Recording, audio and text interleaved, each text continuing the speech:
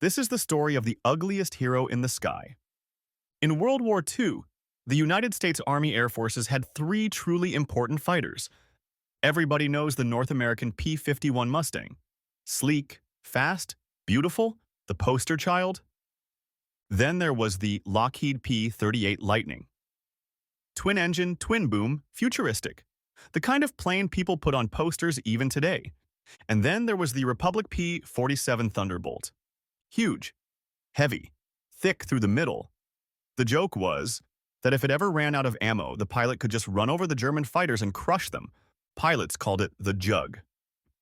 Some said that was short for juggernaut. But the more honest explanation is simpler. The P-47 looked like a milk jug, a flying milk bottle. Nobody thought it was pretty. But the Thunderbolt had one quality that, in war, matters more than beauty. It got the job done, and it brought its pilots home. And this is how that flying milk bottle became one of the most feared weapons the US ever pointed at Nazi Germany. Chapter 1. Before the Thunderbolt. To understand the P-47, you have to go back years before the war was even in full swing. You have to meet two men, both named Alexander. The first was Alexander de Seversky.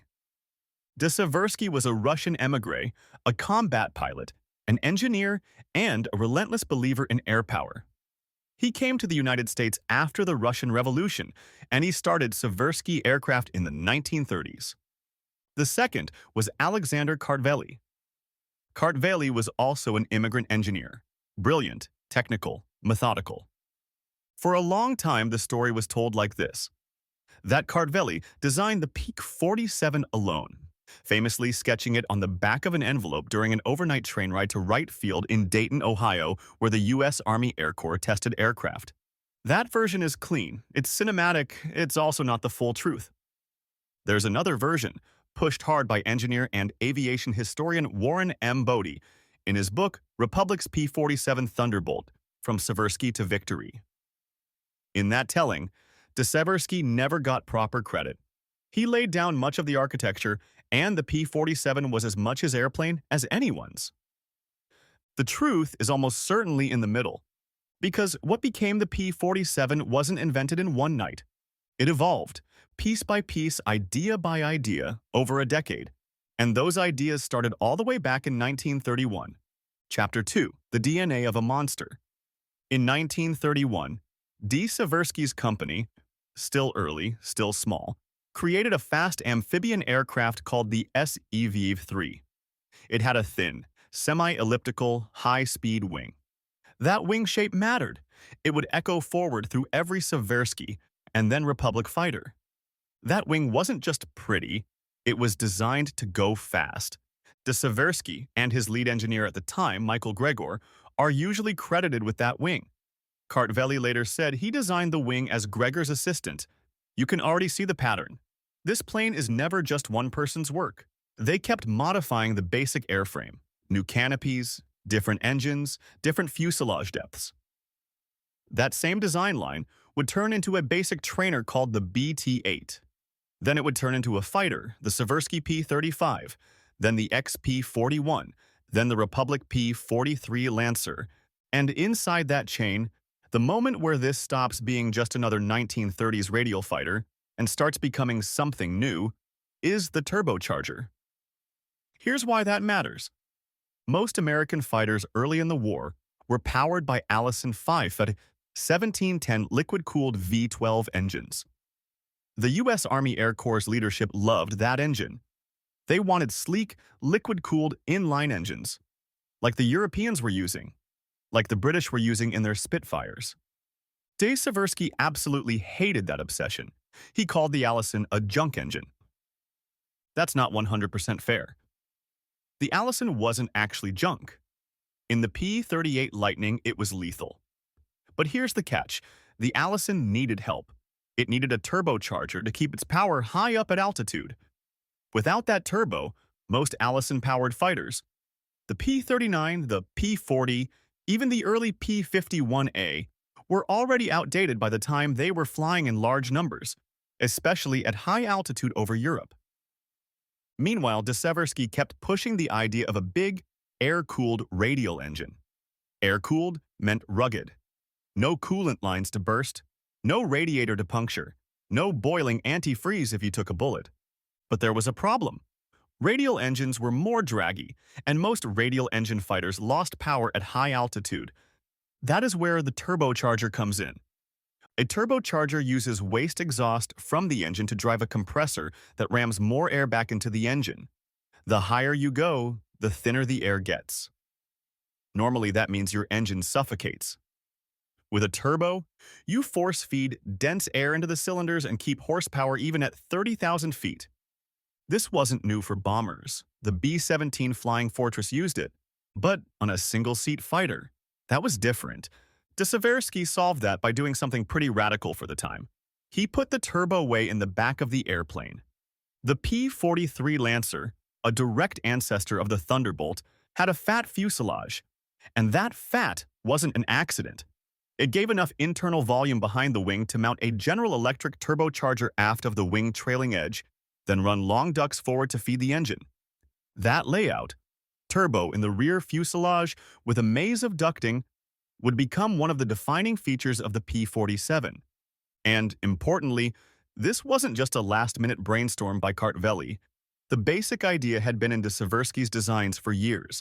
So, by 1939 and 1940, this team had already proven three crucial things. A radial engine fighter could be fast. A radial engine fighter could keep that speed at high altitude using a turbo, and the airframe could physically hold all that hardware. But then, in 1939, everything changed. De Seversky was pushed out of his own company in what was basically a boardroom coup. The company was renamed Republic. Kartveli stayed and became vice president of engineering. Now he was in charge, and the question became, what kind of fighter would the United States actually need? Chapter 3. The Wrong Idea. In the late 1930s and very early 1940s, the U.S. Army Air Corps had a fear. They worried about enemy bombers striking the American mainland. So, the plan was this: build lots of tiny, super lightweight interceptors that could scramble fast, climb fast, shoot down incoming bombers near the coast, then land. That was the mindset. Kartveli's first proposal for a new fighter, the XP-47, followed that logic. It wasn't the Thunderbolt, not even close. It was supposed to be a 4,600-pound miniature attack dog. It would use a liquid-cooled V-12. It would carry just 2.50 caliber machine guns, no turbocharger, small, lightweight, barely any internal fuel. This is what the Army thought it wanted. And to be clear, if this version had gone forward, it would have been a disaster in the real war that actually happened. Because that war wasn't a defend the American coastline from mystery bombers war. It was a brutal, grinding, offensive air war over Europe and the Pacific. Long-range missions, deep escort, vicious dogfights, high altitudes, and eventually low-level ground attack. That tiny XP-47 would never have survived. The U.S. air strategy was about to collide with reality. And weirdly, the U.S. Navy helped force that change. Chapter 4. The Monster Arrives.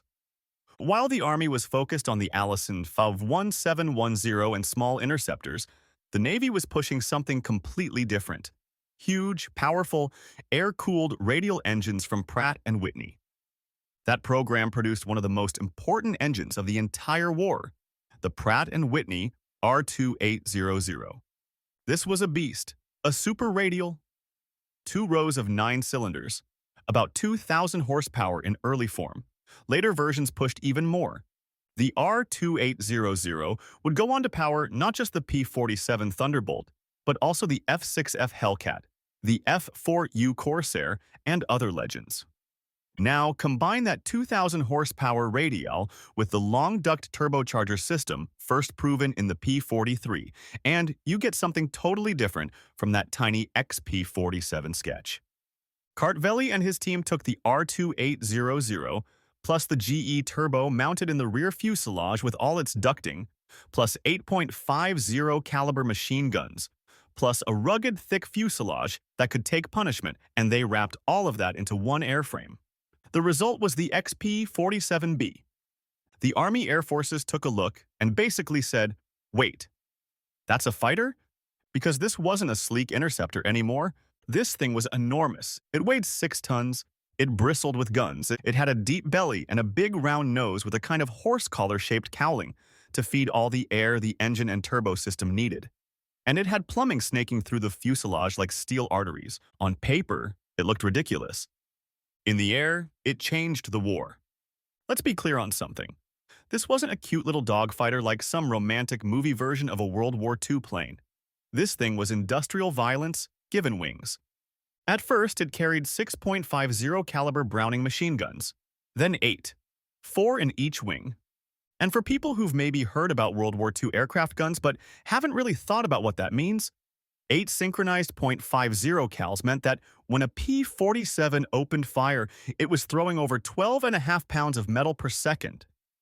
That was a wall of bullets so thick it could literally saw wings off enemy fighters. Not peck at them, remove them.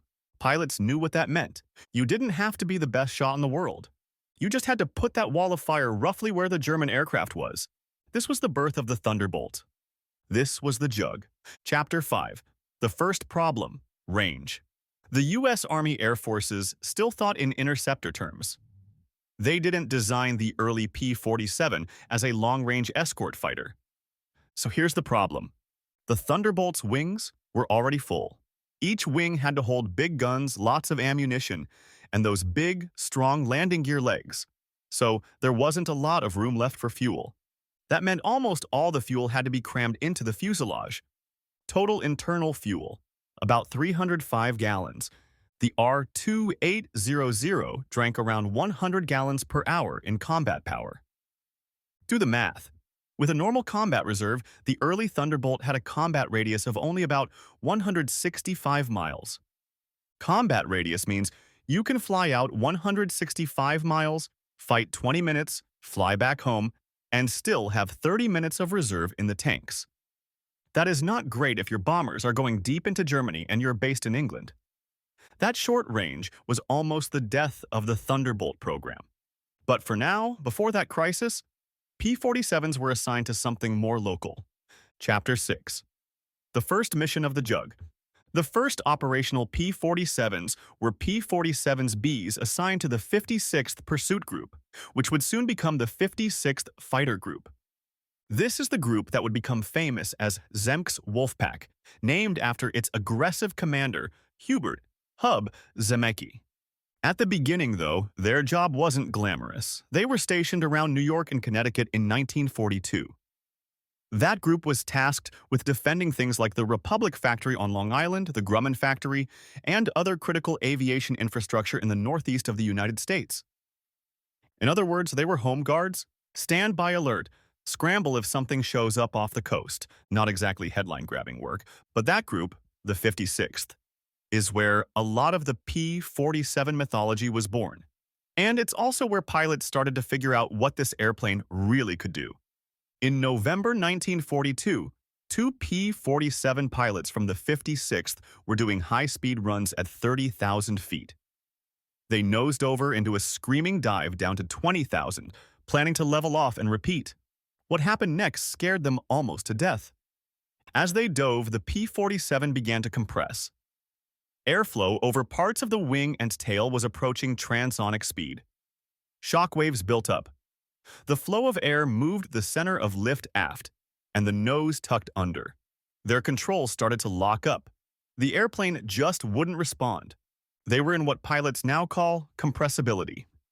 They thought they were about to die. When they finally managed to recover, both pilots swore they'd seen the airspeed indicator reading 725 miles per hour. On paper, that would be Mach 1.2 at that altitude. Supersonic. In 1942, Republic's PR department loved this. They pushed the idea that the P-47 had broken the sound barrier. But no, it hadn't. Decades later, test pilots explained what actually happened. At those altitudes and with that kind of straight-down dive, the pitot static system, the little tubes and lines that tell the airplane how fast it's going, can't vent pressure fast enough. The needle lies. The true speed was more like 560 miles per hour, which is around Mach 0.83. Still subsonic, Still insanely fast for a piston fighter in 1942. But no, the P-47 was not secretly a Mach 1 airplane. Here's the important part, though. Even that myth helped shape the airplane's identity. The Thunderbolt might not have been graceful, but it could dive like a manhole cover dropped off a skyscraper. And that became a tactical weapon. Chapter 7.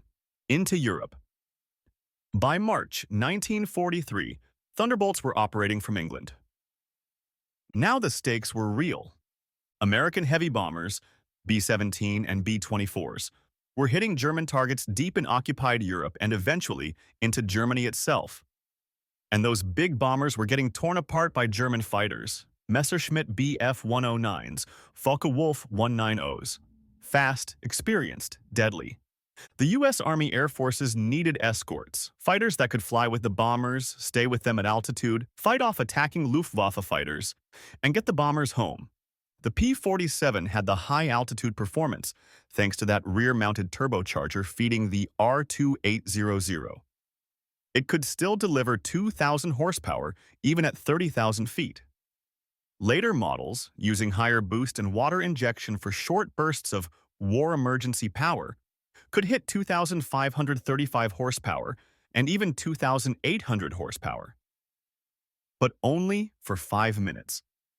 That last eighth inch of throttle travel, war emergency power, gave you a shot of survival, and it cost engine life to do it. So the Thunderbolt was absolutely capable of standing up high with the bomber stream. But range was still a problem. The early solution was ugly. Literally ugly. Republic and the Army first tried a centerline belly tank that was basically a giant bulge molded into the lower fuselage. Pilots called it the tumor.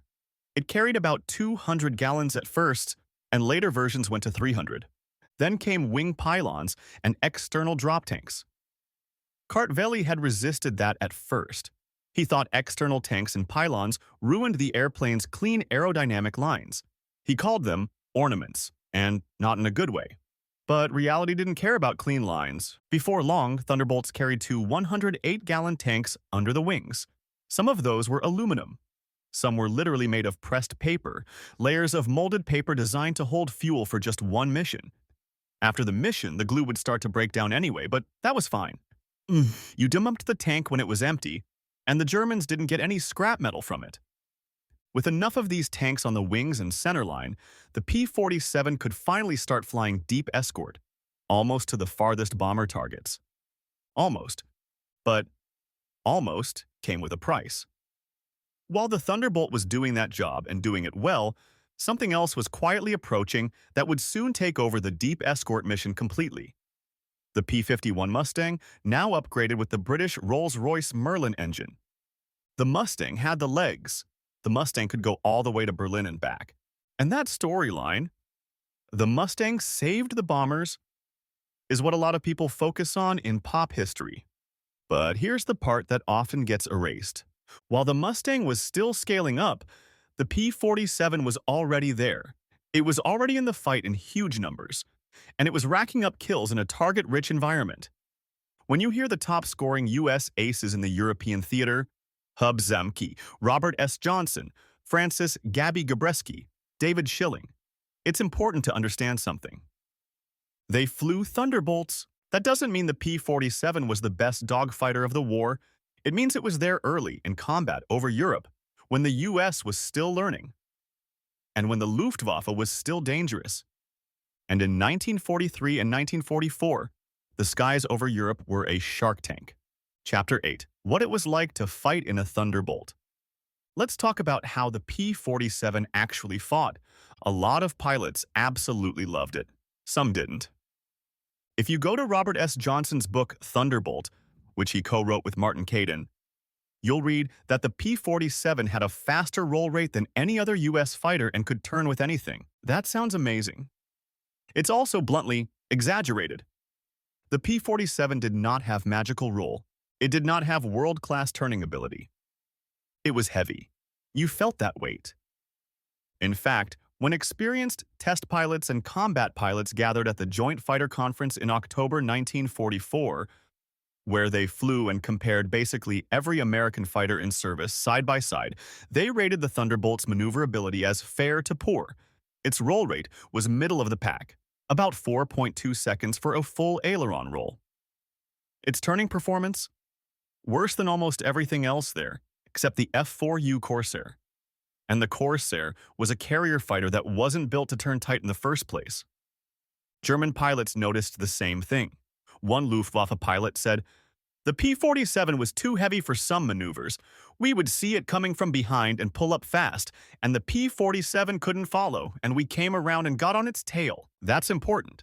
If a Thunderbolt tried to dogfight a Messerschmitt 109 or Focke-Wulf 190 in a slow climbing turn, it was in trouble. The German fighter could basically just zoom upward and force the Thunderbolt to stall out, trying to follow. Even U.S. pilots who respected the P-47 had their limits. Don Blakesley, a famous Mustang pilot, once said, "It ought to be able to dive. It certainly can't climb." He wasn't lying. Climb rate in the early Thunderbolts was not inspiring. So why was this thing so effective? Because air combat isn't gymnastics. You don't win with pretty loops. You win with positioning, firepower, and survivability, and in those areas, the P-47 was a monster. First, the dive. When a Thunderbolt pointed its nose down, it dropped like an express elevator. It built speed incredibly fast, and it stayed controllable deep into high-speed flight. German fighters, especially early in the war, often could not safely follow a Thunderbolt in a vertical dive without risking structural damage. That meant a P-47 could attack from high above, hit fast, and then dive away before the enemy could counter. Second, the guns, 8.50 caliber Brownings with large ammunition boxes in each wing, gave the Thunderbolt not just instant kill potential, but sustained fire. Those guns together could spit out 12.72 pounds of metal per second. Other fighters were typically in the 9.3 to 9.5 pound range per second. The jug hit harder, period. One good burst from those guns could tear apart a German single-engine fighter.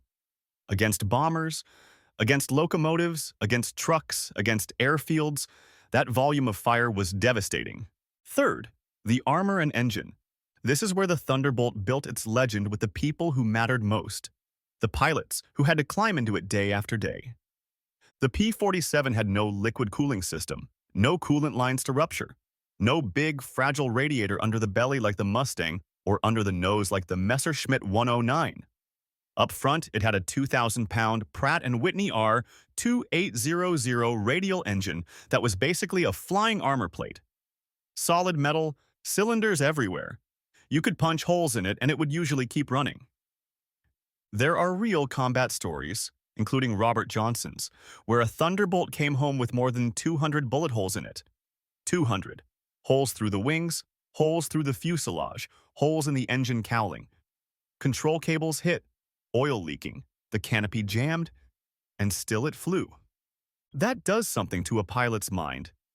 If you believe your airplane will get you home, you fight harder. Chapter 9. The Turning Point, 1944. By early 1944, the Thunderbolt had found its identity.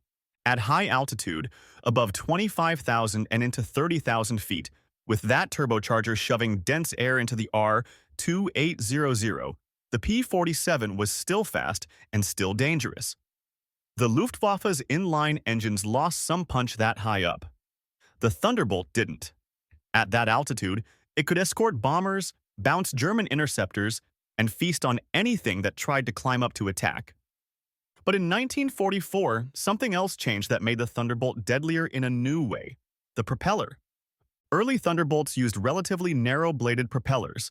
They worked, but they couldn't fully convert all that engine power, especially in climb.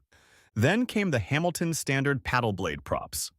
These props were wide and aggressive. If you've seen late-war Thunderbolts, you know the look. The blades almost look like someone took a normal propeller and fed it steroids. Martin Caidin, in the book Thunderbolt, claimed that the new props added 1,000 horsepower. That's not really how propellers work. They don't create horsepower. The engine does. What the paddle blade prop did was let the airplane actually use more of the engine's available power, especially at lower speeds and in climb. Before paddle blades, the Thunderbolt's climb rate? Miserable. After paddle blades? Acceptable. Not great. Not Mustang level, but no longer embarrassing. And in air combat, acceptable is a big deal. The timing of this mattered. Early 44 was when the U.S. daylight bombing campaign started to really turn. The Luftwaffe was getting ground down, slowly, painfully, by constant bomber strikes, constant escorts, and a growing flood of American fighters. And that gets us to the part of the Thunderbolt story that is often talked about less in pop culture, but was absolutely decisive for the outcome of the war in Western Europe. Chapter 10. The Jug Goes Low. In March 1944, Thunderbolts began flying systematic low-level missions that would basically wreck Germany's ability to move, reinforce, and respond. This was where the P-47 became a true nightmare for the German army.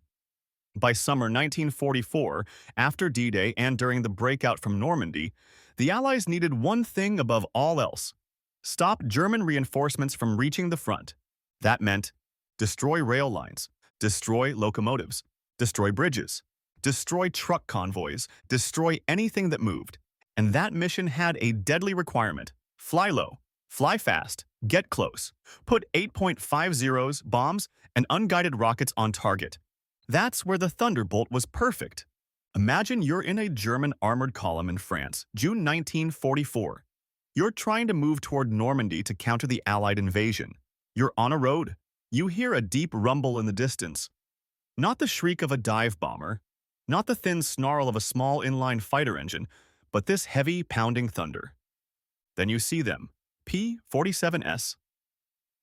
The flying milk bottles the Luftwaffe once mocked as too big, too slow, too clumsy. Now, they're coming in at 50 feet, guns already firing. Those 8 Brownings absolutely shred trucks, fuel bowsers, troop carriers. Rockets slam into tanks, into parked aircraft, into rail yards. Bombs hit bridges and choke points. And they don't just hit once, they come back again and again. German ground troops had a name for this kind of terror. They called them Jabos, Jagdbomber, fighter bombers, and they developed something close to panic when they knew Thunderbolts were in the area. Jabo fever, because unlike a delicate Mustang or a fast but more fragile Bf-109, the P-47 could absorb ground fire, rifle rounds, machine gun bursts, 20mm flak, even hits from the famous German 88mm guns. A single bullet from the ground could kill any pilot, of course. Low-level strafing was statistically more dangerous than dogfighting, but compared to almost anything else in Allied service, the Thunderbolt could take punishment and keep flying. That's why the US used it the way they did. Normandy, Operation Market Garden, the drive across France. The Battle of the Bulge. Thunderbolts became flying artillery. The numbers attached to their destruction are staggering. By war's end, P-47s were credited with shooting down more than 3,500 Luftwaffe aircraft in aerial combat. You'll often see the number 3,572 used. You'll also see claims that Thunderbolts destroyed 170,000 locomotives, railcars, armored vehicles, and trucks combined. You'll also see breakdowns like 86,000 railway cars, 9,000 locomotives, and 68,000 trucks. The exact totals vary depending on how they were counted, especially when multiple planes hit the same target. But the overall picture is not in doubt. The Luftwaffe lost the air war in the West, and German ground forces lost the ability to move in daylight, and the P-47 was one of the main reasons why. Chapter 11. Losses and Survival. Here's something that almost never gets talked about in popular documentaries, but pilots knew it. P-47 combat losses were extremely low. Not, nobody got shot down. People died in Thunderbolts, many of them. This is still war. But compared to the sheer number of P-47s produced, let's say 15,683 aircraft, more than any other U.S. fighter in World War II, the percentage that were lost in combat was under 0.7%. That combination of strength, armor, and drivable reliability turned into morale, and morale turns into aggression. If you believe your airplane can take hits and still limp home, you push harder in the attack run. If you believe your engine can eat shrapnel and keep producing power, you make that second pass. If you believe your plane won't explode the instant a bullet hits coolant, you let yourself get close. And when pilots fly more aggressively, they do more damage. This is what the Thunderbolt gave the U.S. Army Air Forces, not elegance, confidence. Chapter 12. The Endgame Variant. By 1944, there was a real possibility that the Army Air Forces would shut down P-47 production and move entirely to the Mustang, which had better range for escort. Republic fought back with one last major version, the P-47N. The P-47N had a different wing. Each wing root was stretched 18 inches. That extra space wasn't for show, it was for fuel. The new wing design let the Thunderbolt carry even more internal fuel, up from 305 gallons in early models to 556 gallons internally in the N model. Add external drop tanks, centerline, and under each wing, and a P-47EN could carry up to 1,266 gallons of fuel. Think about that. A single-seat piston fighter taking off at more than 10 tons, with a maximum range of around 2,350 miles. That is staggering for a piston fighter of that era. The P-47N was built for a specific mission. Escort B, 29 super fortresses over the vast Pacific distances, all the way to Japan and back. The P-47 stayed in production until the end of December 1945, longer than any other U.S. Army fighter of World War II. By the end of the war, this ugly fighter had outlived its doubters. Chapter 13. What the Thunderbolt really was. Let's step back. Was the P-47 the best pure dogfighter of World War II? Number. Was it the prettiest? No, not even close. Was it the most fuel efficient? Number. Could it turn inside a Spitfire? Absolutely not. Could it climb like a late war Bf-109 at low altitude? Number. But here's what it could do. It could fly high at 30,000 feet beside bomber formations bound for the heart of Germany and still make full engine power because of its turbocharger when German fighters were struggling for air. It could dive on an enemy, unleash 8.50 caliber guns and erase that enemy in about 2 seconds of contact. It could take hits that would shred most other fighters and still limp back to base. It could evolve. Paddle blade props, bigger tanks, pylons, rockets, bomb racks, the tumor belly tank, paper drop tanks, wing extensions, water injection, war emergency power. It adapted and adapted and adapted again. And in 1944 and 1945, it could drop from the sky like the wrath of God on German troop columns, rail yards, locomotives, bridges, and armored vehicles at 50 feet off the ground. Again and again and again, until the German army simply could not move in daylight without getting torn apart. That is not glamorous. It is industrial, and that's the point. Chapter 14. Why the Jug Mattered. People love the story of the P-51 because it feels romantic. This elegant, long-range escort fighter saves the bomber streams, breaks the Luftwaffe, and brings the war closer to an end. That story is true, but it's not the only story. The P-47 story is different. It's a story about American industrial logic. It's not about making something perfect. It's about making something that works in huge numbers, under pressure, in real combat, for years. A plane that could be mass-produced. Again, 15,683 Thunderbolts built. A plane that average pilots, not just superhuman aces, could fly, fight in, and survive. A plane that could be patched, rearmed, refueled, and sent right back into the air the same afternoon to hit the same road, the same bridge, the same train yard, until there was nothing left to hit. By the end of the war, Thunderbolts had helped drop the Luftwaffe out of the sky. They'd helped shut down German mobility on the ground. They'd made life hell for German infantry and armor in France, Belgium, and the Low Countries. They'd fought at 30,000 feet and at 50 feet. They'd escorted and they'd strafed. They'd broken locomotives, torn trucks apart, and cracked open airfields with gun runs. And they'd brought their pilots home. Chapter 15. The Legacy. When you line up the great fighters of World War II, it's tempting to talk like you're ranking sports cars. Which one is faster? Which one is prettier? Which one has the best climb rate or the tightest turn circle? But war doesn't care about style points. What matters is, did it change the outcome? And the P-47 did.